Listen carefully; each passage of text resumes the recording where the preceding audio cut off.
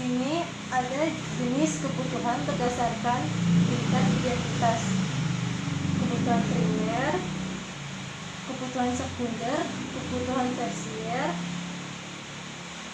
Dan menurut ini kebutuhan primer adalah kebutuhan manusia yang harus dipenuhi untuk berlangsungan hidupnya.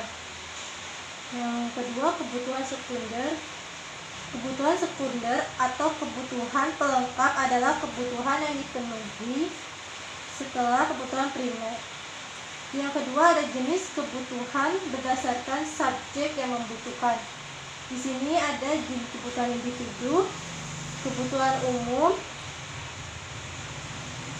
Di sini maksudnya adalah kebutuhan individu. Kebutuhan individu adalah kebutuhan yang berhubungan dengan berbagai individu yang berbeda. Yang kedua, kebutuhan umum. Kebutuhan umum adalah kebutuhan yang berhubungan dengan masyarakat atau disebut juga kebutuhan sosial. Yang ketiga, ada jenis kebutuhan berdasarkan waktu. Kebutuhan sekarang atau kebutuhan saat ini adalah kebutuhan yang tidak dapat tunda pemenuhannya dan harus dilakukan saat ini. Yang kedua, kebutuhan masa mendatang atau kebutuhan masa depan adalah kebutuhan yang dirancang atau direncanakan untuk terpenuhi di masa depan. Yang keempat, jenis kebutuhan menurut sifat pemenuhan kebutuhan.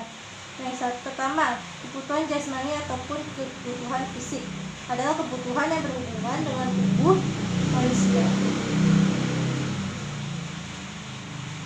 Yang kedua, kebutuhan rohani adalah kebutuhan yang berhubungan dengan kejiwaan seseorang. Nah, sesudah jenis kebutuhan, di sini juga ada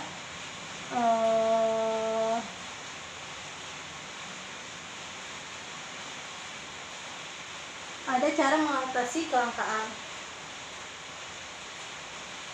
Kelangkaan itu yang pertama menyusun skala prioritas. Agar bisa memenuhi kebutuhan hidup, maka setiap manusia harus bisa membuat perencanaan. Yang kedua, menghemat penggunaan sumber daya alam. Kita harus menghemat penggunaan sumber daya alam. Dikarenakan walaupun sumber daya alam memang berlimpah, namun jika tidak dibatasi pemanfaatnya, maka pertambakan akan menipis dan menjadi habis.